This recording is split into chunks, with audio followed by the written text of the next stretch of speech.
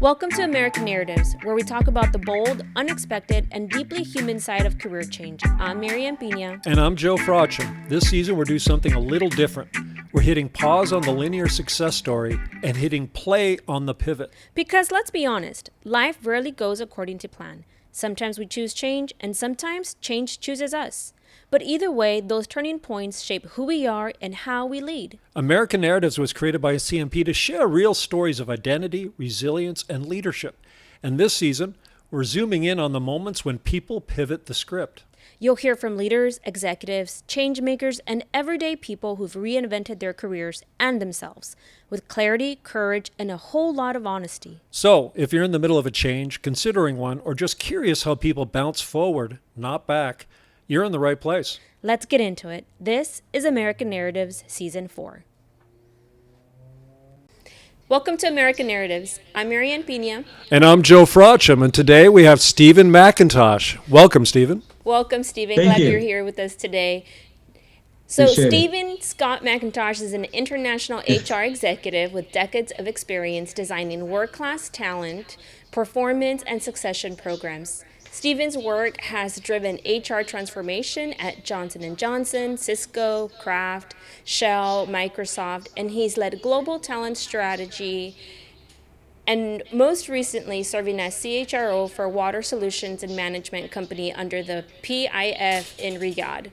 He's also a longtime community leader with the American Red Cross and the American Mission Hospital. Welcome to the show, Stephen. Thank you. Glad to be here. Appreciate it. And Stephen, we're going to have you give us the definition of an acronym. I know you did before we start going, but PIF, for those that are Yes. not doing work or associated with work in the Middle East, what is PIF? Sure.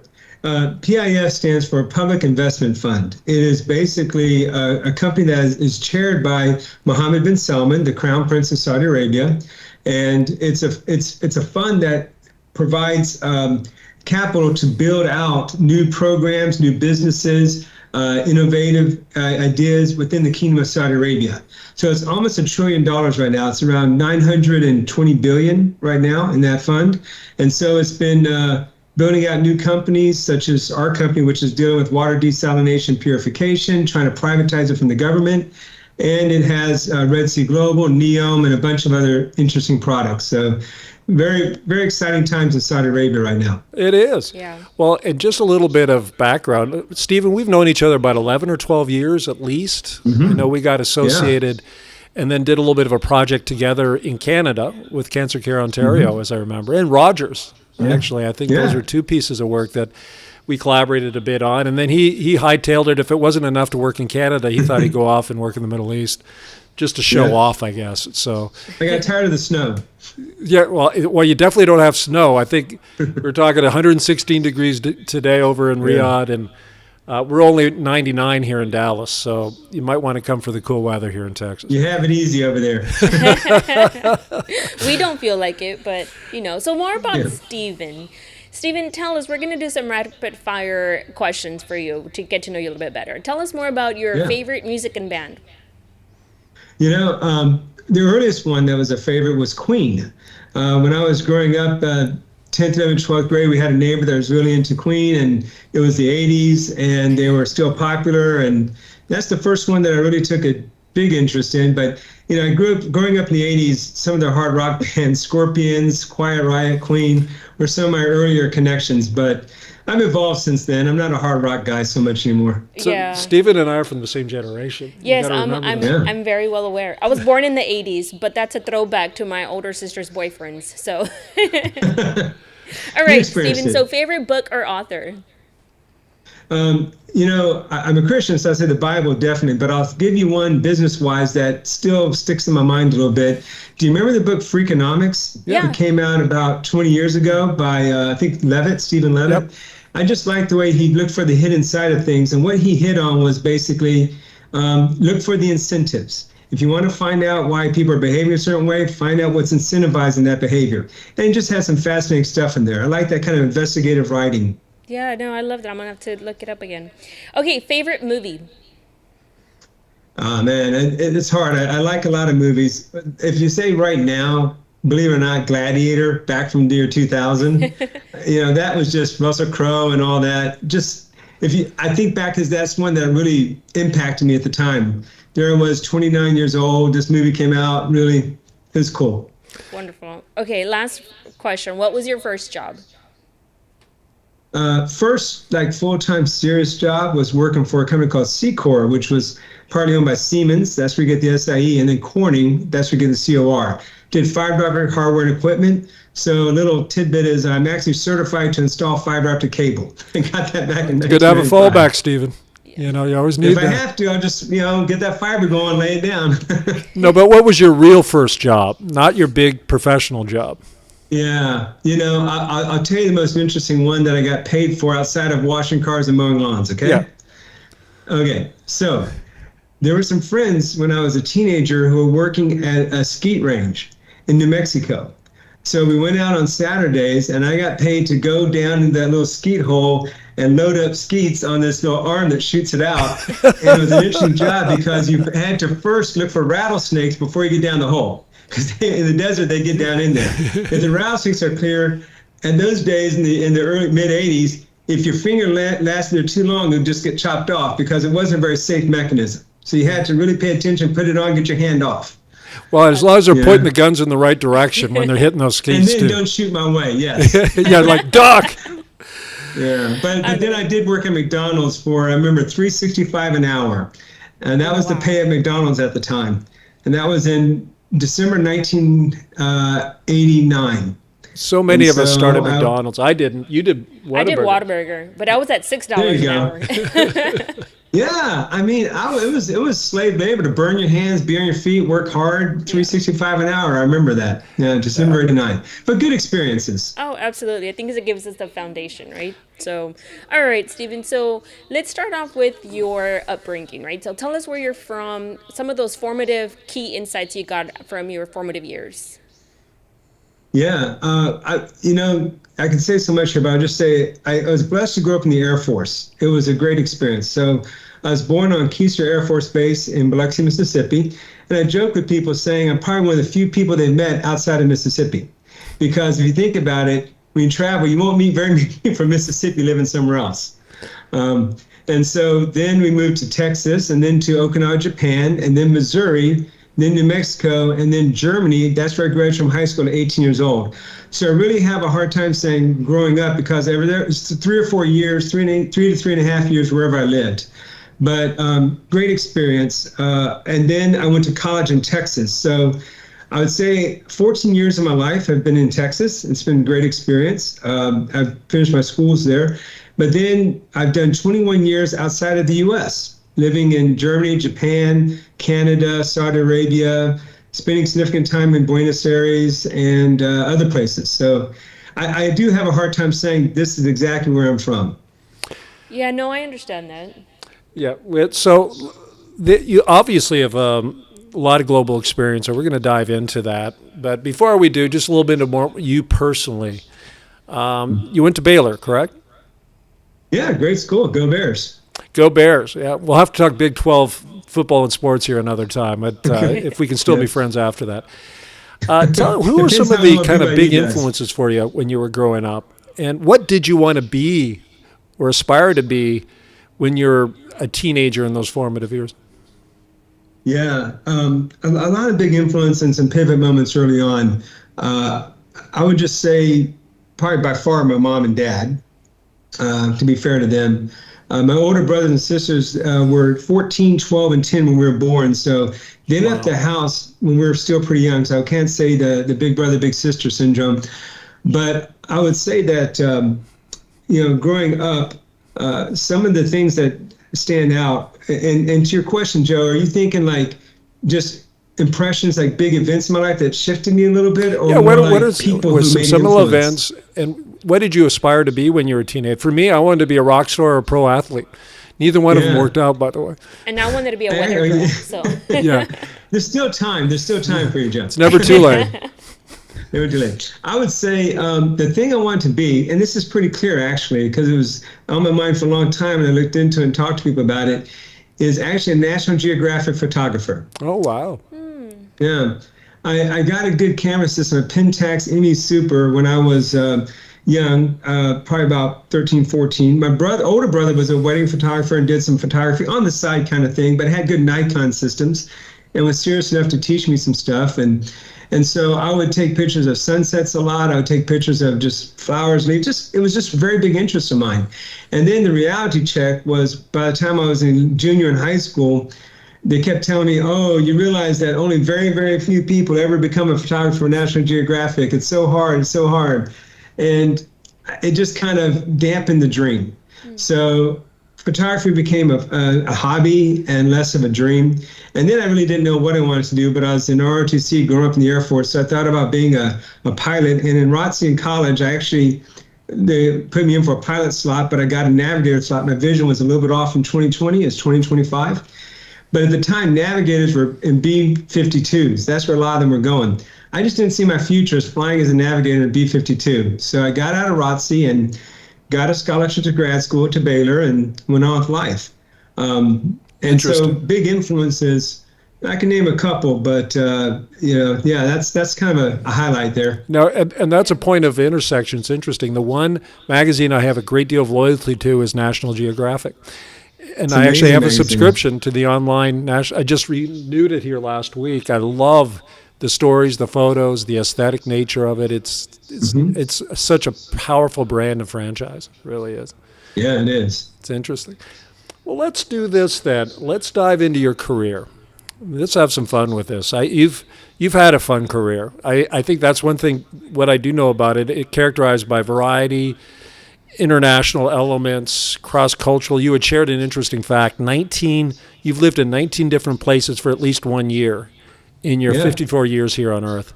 So you are a gypsy at heart, my friend, and we look forward to hearing just a Cliff Notes version of it.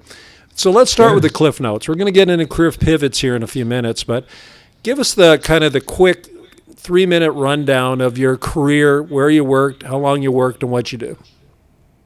Sure. Really, it has been a fascinating journey. And in the last 11 and a half years, I call it the Arabian adventure, being here in the Middle East. Now, coming out of grad school, I had an internship at Hard Rock Cafe and Central Freight Lines Incorporated. The Hard Rock Cafe in Dallas, interesting, they offered me a job in sales public relations, but it just didn't feel right. So I looked at my education, which I had a master's in communications. I had taught for a year at Texas State. I taught for a year at Baylor. And then I had an internship in training and development at Central Freight Line. So I just kind of drifted toward training and development. I was fortunate to, right after grad school, get a job teaching at Tarrant County College. Just an adjunct person teaching 2 classes. But it gave me some income, gave me some time, but it also built a bit of an identity saying, okay, Steve, you're doing a lot of training and development, HR kind of stuff. So that's where I first looked for a job. And I can say I found my first job from the Sunday newspaper, want ads.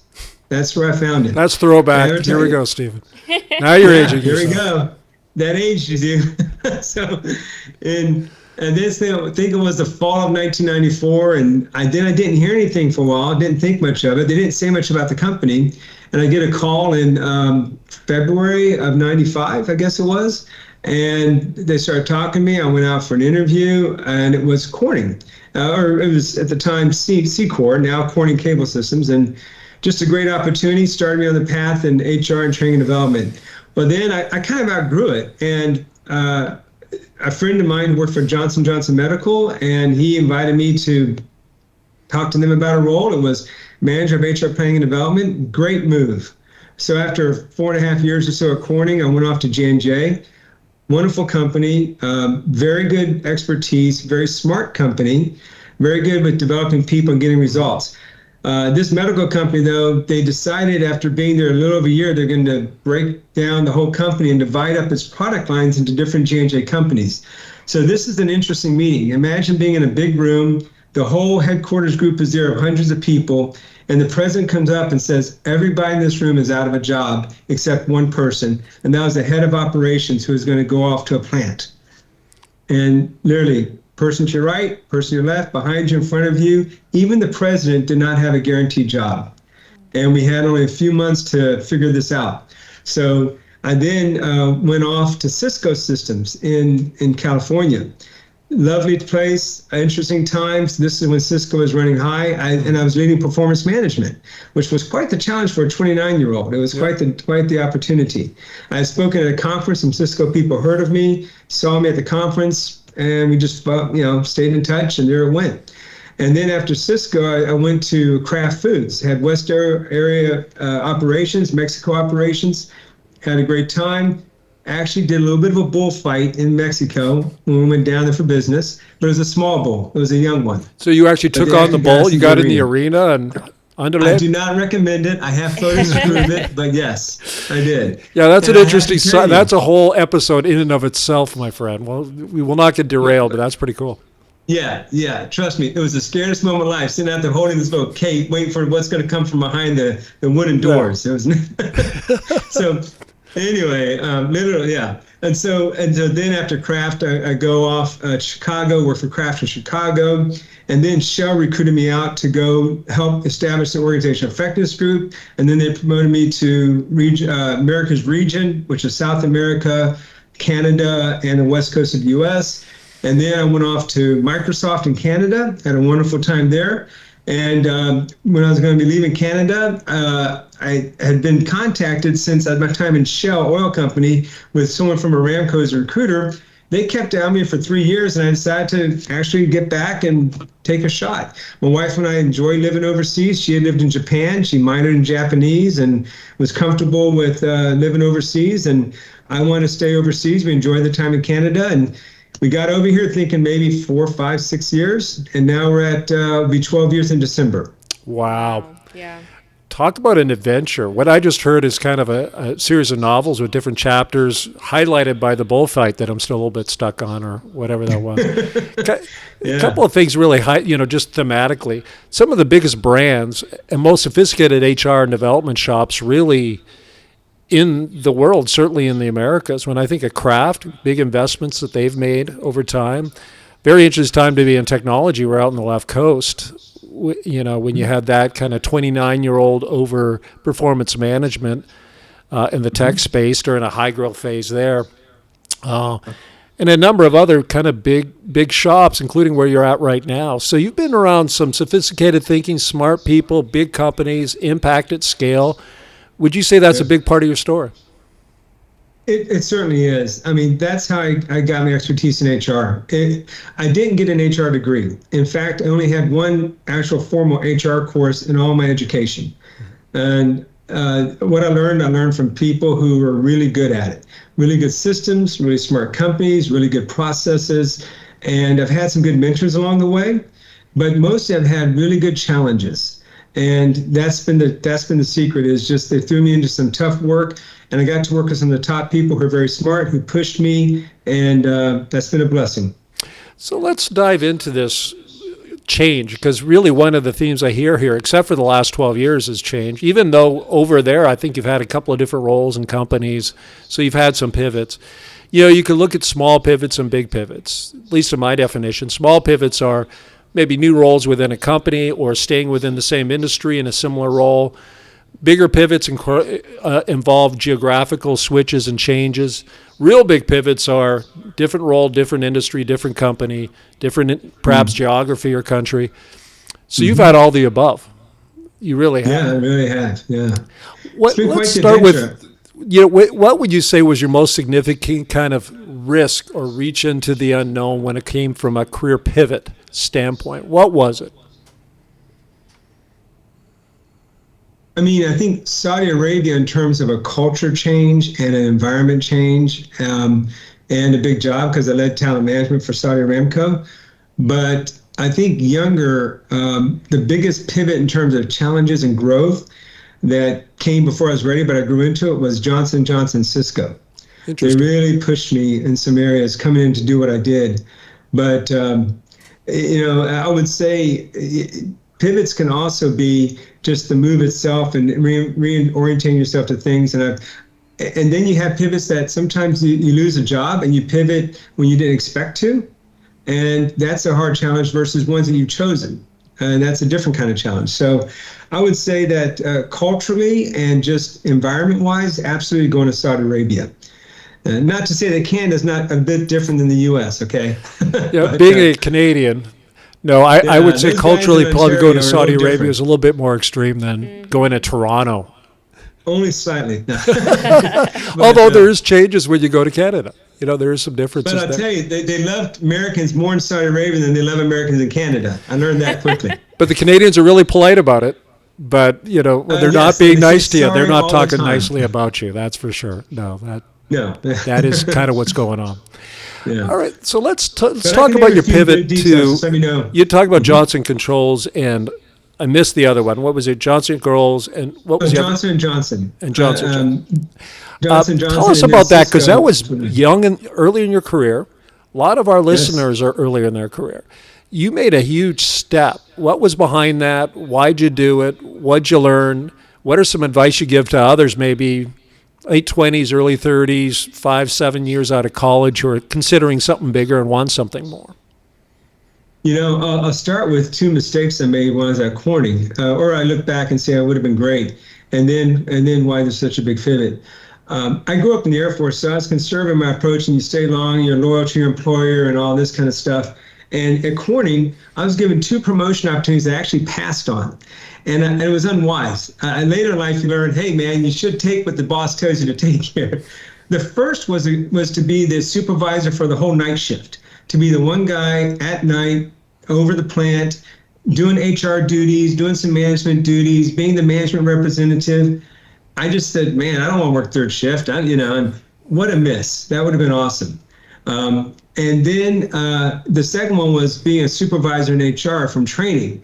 And I should have done that one, but I held back. And so it stuck me in training for a long time, because then after 2 times I passed, they stopped coming to me as much and saying, come on, Steve, what about this?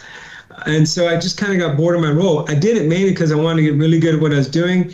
And I just felt like maybe life would work on my timing. And no, it does not work in your own timing. So I needed more mentors to give me some advice. But then when the opportunity for J&J came up, that became a big pivot, because I was kind of like, had 4 years in doing this, building the function. They weren't coming to me as much for the new opportunities in Corning. The only bigger role for me was my boss's role off at headquarters, and that wasn't going to happen. So when J&J wanted to talk to me, it was a great opportunity. But when I came in there, I had written a paper that a guy named Dave Ulrich had read. He really liked it, and Dave and I were in touch. And this is back when he was in the University of Michigan and all that. It was on competencies, capabilities, and skills, and the differences between them. Because I said competitive capabilities, competencies, and the skills, and I talked about how they align and the difference at the level and how you implement in the organization. And I actually spoke at a conference in Toronto on it, and a guy named Richard Boreatzis really liked it. And then they invited me to speak in Chicago, then a second time in Chicago, and then I spoke on a different topic in Atlanta, and I just was on the circuit because I had this great idea, and it was really resonating. So J&J's like, great, now implement it. And so they brought me in to do this in their organization, and a lot of smart people, a lot of smart challenges. But the pivot was basically taking on responsibilities in a company that was very mature in HR, very mature in their business, and very demand driven. At the Corning company, they didn't give the value in HR, so they didn't have as much of the challenge. Here I was challenged by a lot of peers who were smart. So the pivot there was to grow up and really take my model, work it. I had some pride. I felt like I had the right answer probably too many times versus learning from others, but I was 29 years old. They made me a manager. I was excited. I was in a senior role for my age. And it was a great experience, though, because it pushed me to work with these people, think hard. They adopted it as a best practice. 3M looked at it and evaluated it also, and they came in this. It was just really good opportunity. But that's I can talk more to that pivot. But the real thing was coming to a situation where the job is bigger than your experience, bigger than you are. Challenge is the president of the company was talking to me regularly. He was teaching me a lot of things, stretching my thinking. I was taking something I'd spoken on and having to make sure it really works. And that was a great experience. So really put me into a lot of growth. Let's explore that, because there was a bit of a yin and yang in that, what I thought was really excellent kind of narrative you gave. One is you had 2 opportunities at Corning and you said no to both. And then you kind of were seen in position as a bit of a thought leader and expert in particular areas of thought of Dave Ulrich model application around performance management. And then you said yes to a huge opportunity at 29 years old. And in retrospect, you're saying, what I don't want to put words in your mouth. You're saying say yes more than you say no, and realize those opportunities don't come along every day. That, Joe, actually, that's something I put in my notes to talk about sometime. Honestly, I know that a lot of people say, learn how to say no, learn how to say no. I can, and I do, not that often. And I'm glad in my career that I haven't done that often, because I think that you really have to embrace opportunities and say yes. There's a moment to say no if it's really not the right fit or whatever, but don't overthink it, because I've learned in life that you really don't know the answer. You don't know what's going to be the outcome. You have to give it a try, give it an effort, try something different, and sometimes just be thankful for the opportunity and explore it and go for it. Yeah. And so that's what this happened. And the paper I did in grad school that Dave Ulrich read and he loved, it gave me a springboard into conferences, which opened my eyes and gave me new opportunities. And yeah. By the way, Dave Ulrich is a big name. Bill wrote a lot of stuff that's quite influential at that time within human resources. So the fact that you latched onto that and found value and connected with him and his material is pretty cool too. And it might even be a lesson there as far as look for thought leadership, look for kind of who's on the forefront of whatever you're doing, and embrace it. And I would mimic, I'll step out of being the interviewer for just 30 seconds. I couldn't agree more about being more of a gas pedal than a brake. Sometimes you do need to say no, push back, negotiate, for sure. But usually you learn by doing, and you learn through a set of experiences.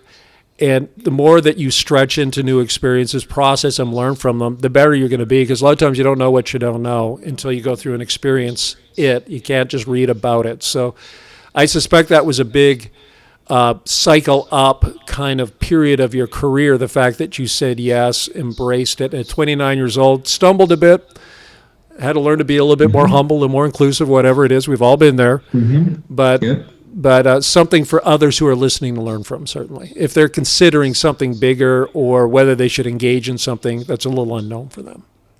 Yeah, I would say the thing I look at now is just realize you don't have all the answers. Don't overthink it. Don't let your biases take you down the wrong path. And those two opportunities at Corning are overthought. I should have just said, let me give it a shot. And in later life, that's been a great experience. Take a chance. So Johnson was a big cycle up. You went through that experience, garnered a lot of great experience. Tell us about another career pivot that was illustrative, meaningful, and might be helpful for our listeners to know about. Sure. A couple of them that are pretty major. I mean, Cisco, similar to J&J, stretch and big assignment, but I'll go to Kraft. A lot of learnings in this company. What I pivoted from is in a headquarters company, kind of sitting more in the office, to a role that gave me lots of sites to visit. So I had 13 plants, Portland, Oregon, Idaho, California, Mexico, lots of locations. And Hawaii, my favorite one. Okay, and I had to kind of go and deal with all these locations, and each plant had a different leader, different type of business, different products, and different needs. And so I had to also represent the headquarters and sometimes take products with me from the headquarters, saying, "Hey, we want to implement this throughout our operations and different manufacturing sites and plants." And sometimes I go in and just say, "Hey, let's figure out your business and what I can do to help." But what became of that pivot is this. You really learn how to self-manage because you're on the road.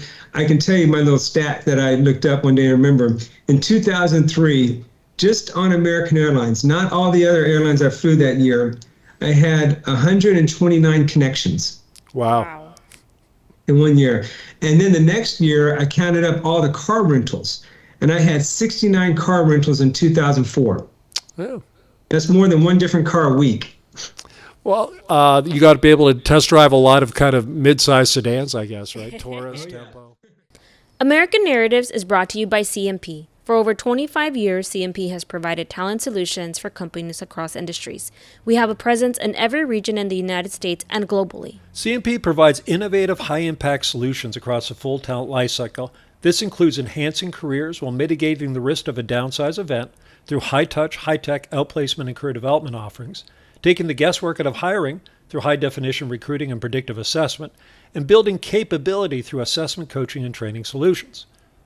And as a minority and woman-owned firm, we are deeply committed to making our world a better and more inclusive place. Please visit us at careermp.com, where you'll find a number of resources to support your talent and development needs. Again, careermp.com. Hope to see you soon. But I would say that the pivot became just dealing with a lot of sites, dealing with headquarters, dealing with agendas, dealing with trying to help people add value, not trying to overcommit as you go from one site to the next and forget what you said you're going to do for the guy 2 weeks ago. And just a lot of good challenges in growing up, and a lot of sensitivity to different businesses and what they need, what they don't need, and all that. A very important pivot. Yeah, and that continued when they moved to Chicago, and I got the largest area, had all of cheese and dairy in North America, that business line, and it had all Oscar Mayer products and pizza products, North America. And I had 23 sites with big staff. So they pushed me up to a bigger job in the headquarters, and that was quite challenging, but another great learning opportunity. Yeah, and really what you talk about is the difference between a corporate versus field role. And they can be very, very different when in the context of the same company, right? Who you connect with, the kind of business focus versus kind of corporate program focus. I've experienced that, and that was a pivot inside of organizations, getting out, getting to know the GMs, the presidents, the leaders in the field. And it sounds like you took that very seriously. Yeah, you get deep in the business. I did a change program that actually had me spend a whole week just on the production lines, Parmesan cheese plant, doing all the kind of stuff. But I had to learn the culture because there's cultural issues, and the only way you do is you get in the business. So I wasn't undercover acting like I was just some general hire from the street, but I definitely just had to blend in and rotate around and learn this stuff and get into it and get deep in the businesses, which was much different than what I had previously done, where I was leading talent, performance management for Cisco at the headquarters and all that kind of stuff. No, that's very cool. So I do want to hit two things when it comes to your particular story. One is the international pivot. So I do want to kind of talk through that maybe because you've done it a couple of times and key lessons and learnings from that, not only for making that pivot or even managing and leading international teams. More and more we see people not necessarily doing expat assignments, but they're leading across cultures in a very globally connected virtual world. So let's talk about that. And then we do want to kind of get your golden nuggets from a, lean into the new opportunity standpoint. But let's start with international pivots. You've done that a couple of times, right? Can you give us an example of your most extreme, significant international pivot? Sure. I mean, the most extreme was Saudi Arabia, and I can talk to that one here. But living in Japan, living in Germany, growing up, provided me some appreciation for living in another culture. And then Canada helped out too. But the most extreme pivot is when you come to a country that in 2013, it was a lot more closed than it is now. So the first thing you have to do is your perspective and worldview is not going to fit in this new culture. And so the hardest thing first as an expat is you don't understand what you're seeing. You don't understand the whys they're doing it this way, how things are done appropriately, how you might insult people or how you might compliment people, how you approach people, why that they have value systems that are way different than yours. When I first came in the airport in Saudi Arabia, the certain people groups, they just had to sit on the side and wouldn't even see. It wasn't a fair thing. I don't want to go into the details of which people groups, but they were unimportant. Other people went to this line and they pulled me out of the line to take another line because I was with the Ram Cup. In America, you're like, get your place in line, you're in line, and that's the fair process. It wasn't that way. And there's biases and there's, different, I don't want to go into all the details, but much different than America for sure. But then getting into a company, and you have what you call high context cultures. And Saudi Arabia is a very high context culture. You don't always understand things directly. It's not always said directly. It's not always understood just by what you see. There's a lot behind the scenes that you don't understand. Japan's a very high context culture as well. And so the danger in these cultures is you can be misunderstood, or what you're trying to say is not quite understood the way you want it to be. And so there's danger here. And you don't want to be insulting your host. You don't want to be misunderstanding the business. You don't want to come in and charge forward because this way you've always done it, and you find out that that won't work here. So in this, I can talk about a lot of angles in the pivot from going from a United States culture to a Middle East culture. Is there anything in particular you'd like me to focus on? Well, what did you do to be successful? You've been over there 12 years and you've assumed some big leadership roles, including the top HR role in your current company. Understanding there's context, what you see isn't necessarily all there is. Understand there's an undertow. How do you navigate that? Listen intensely, find a mentor. What's your formula for those folks in foreign land, so to speak, when it comes to their career and maybe even the culture around them? Yeah, great questions. I mean, being overseas 21 years of my life and just thinking broadly in Japan, Germany, Canada, and Saudi Arabia, and you can put in Buenos Aires for multiple business trips. I can tell you a couple things that came to mind in terms of some general guidance on this one and being successful. There are a few universal languages out there in the world. One is love. It's pretty much, can understand if you're being loving or whatever. But another one very interesting and works great in business culture is respect. Respect often translates. How you show respect in one culture translates to a lot of different cultures. So you first have to learn how to respect. That is, respect their culture, respect the people, listen to them. And how you show that in many cultures are you basically find a way to connect with somebody, listen to them, understand their perspectives, reply, but also just show deference to authority, which Saudi Arabia, they definitely like that. Japan likes that. They have hierarchies.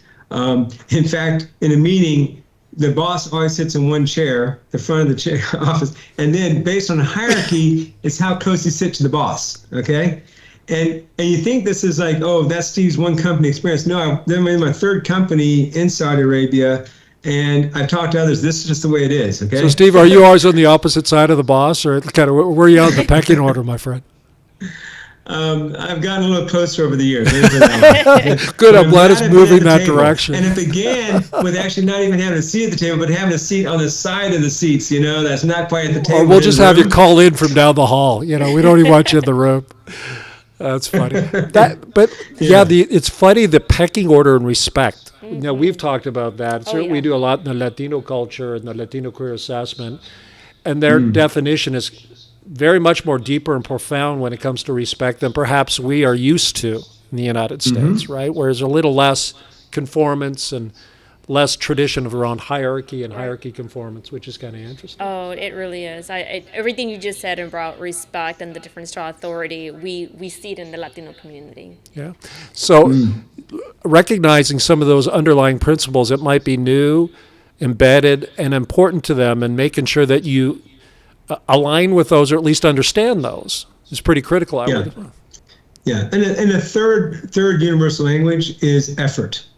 If you do hard work and effort, it translates. People see that, and people give you respect for that, and they appreciate that. People who don't try to do much, and I'm talking in terms of effort to understand, effort to get the job done, effort to do good work, effort to involve people, that translates pretty well. So what I found really works well if you're going to go to most any environment is, learn what their values are, respect the people along those values, be responsive, and then make a good effort, a lot of good work. People give you a lot of forgiveness if you're making that effort and you're showing respect. You get a lot of forgiveness. You reverse that, you disrespect people, you don't give much effort, you'll be amazed how quickly they go against you. Yeah. I love those three universals. Right. Love, effort, and respect. And I think you're right. When we've helped people from across culture, different environments, if you see that they're really trying, right, and that they are making it about the team versus themselves, which is a different way of defining respect, it goes a long way. Really does. And that's a great segue to the golden insights, right? So I'm already hearing you right. The love, effort, and respect. As you think about your own experiences, what golden nuggets would you want to share with the audience today? In terms of pivots, I'd say a couple things. I was given this advice actually by my sister, who's a clinical psychologist, way back in my 20s, and I keep remembering it because it's always worked. And it's basically this. It says, you know, make your decision and then make it work. She gave me that advice in the concept of relationships. You date people, you break up, oh no, and you have to make decisions, you regret, you might change a job, oh, why did I do that? I like this. And it's okay to think back and but she knew that as I talked to her about things, don't look back, don't regret, move forward. You've made the decision, now go work hard at making this work. Don't change your direction, don't rethink it, commit to that new direction. So that's one thing I think in career pivots is very important. Even if the decision was made for you, take it, embrace it, and move forward. And that's important. Instead of just being stymied and wondering why, because in HR, I can tell you, organizational decisions are made with a much bigger picture than you see. And sometimes people put it all on themselves. They have to understand there's something bigger than themselves at work here, and to just move forward if, say, they were laid off or their jobs went away or what have you, but to just find the next step and keep moving forward. Um, then the second thing is I believe in careers and in pivoting. I like a quote from Arnold Schwarzenegger. I read this way back 25 years ago, and it's an important thing that we all must remember throughout life. He said, "No one ever got muscles by watching me lift weights." Yeah. Mm-hmm. And it totally makes sense. You have to lift the weight yourself. You have to do the hard work yourselves. I've seen people in their careers rely on consultants, rely on just vendors, and kind of coordinating other people's work. The problem is you're not learning as much.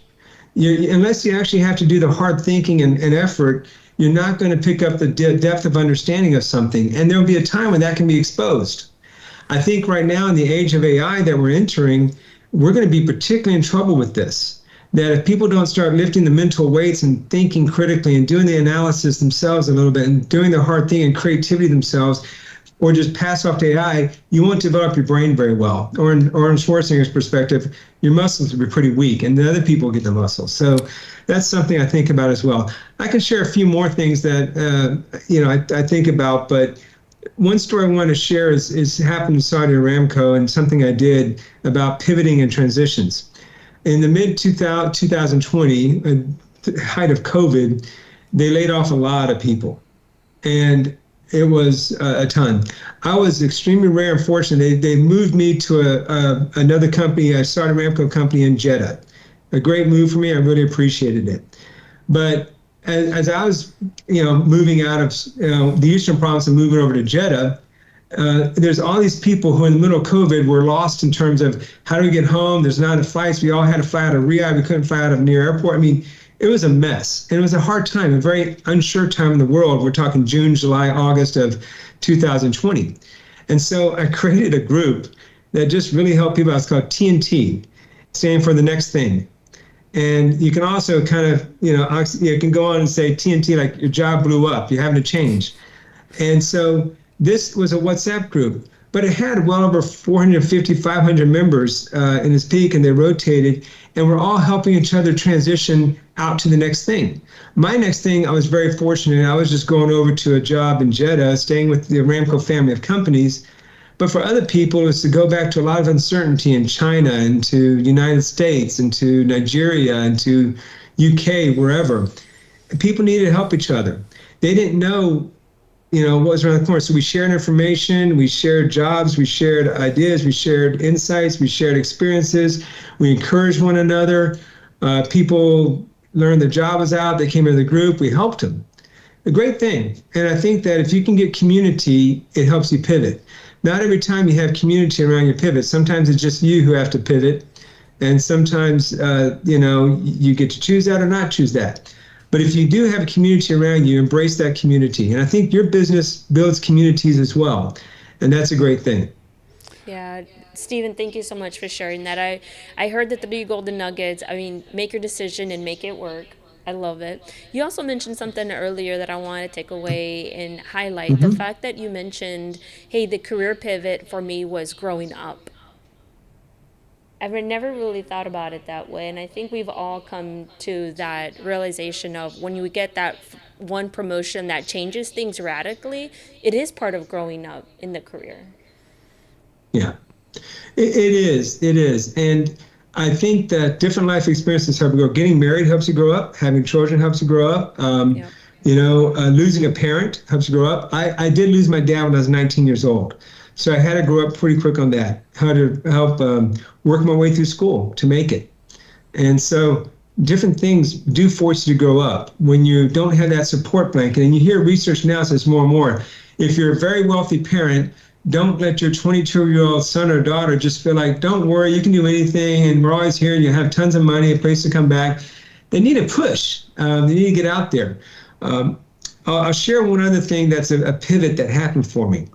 Back when I was in Chicago and worked for Kraft, I was looking hard at my own development. I was young. I was a senior manager at 33 years old, 32 actually.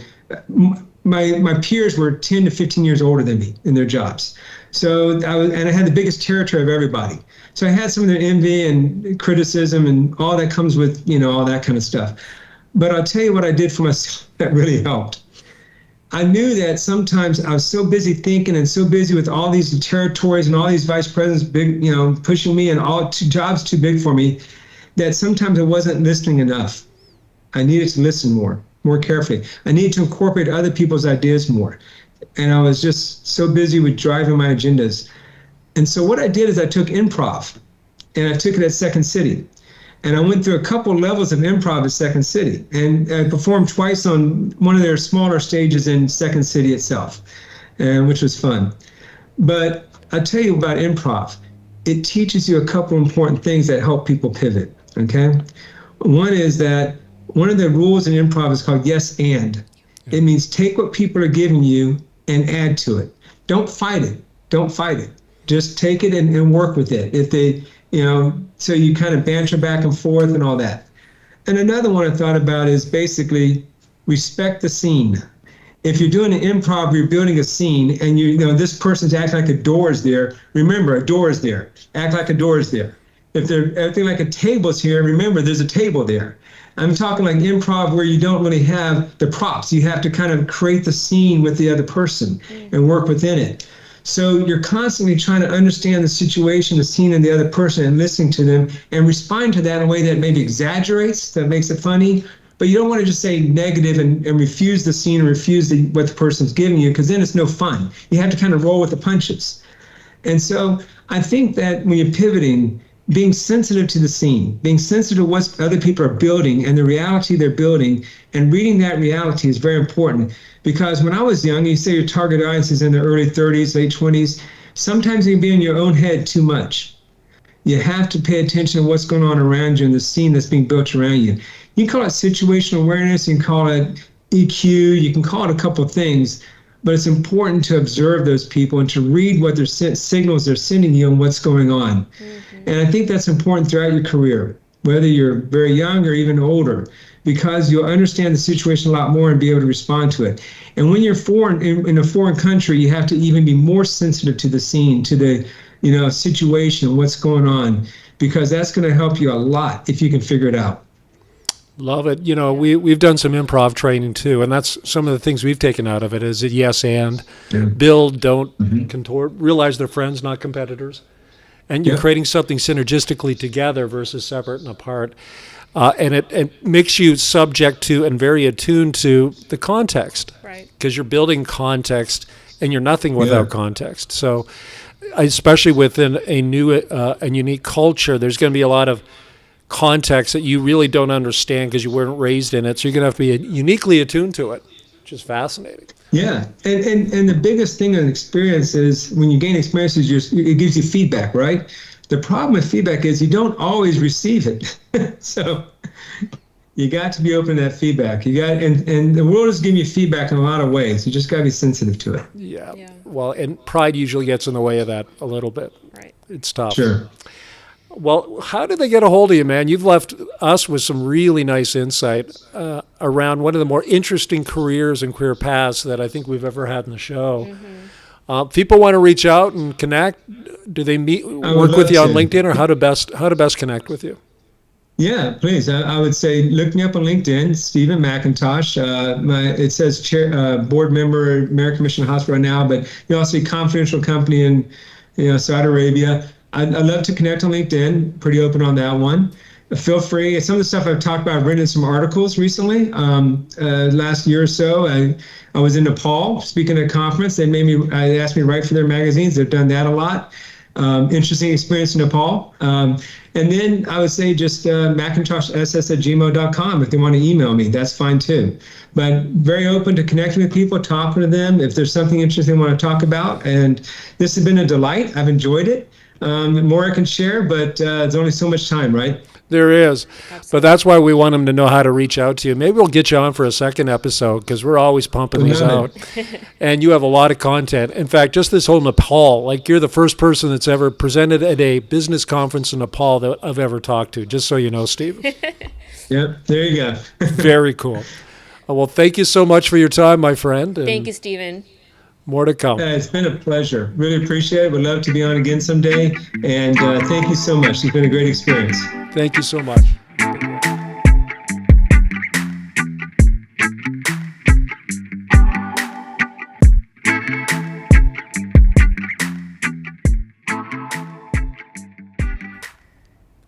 American Narratives is brought to you by CMP, a talent and career transition firm providing solutions across the full talent lifecycle. From recruiting to talent development to outplacement, we help leaders improve our world through deep insights and impactful talent solutions. For more information, visit us at careermp.com.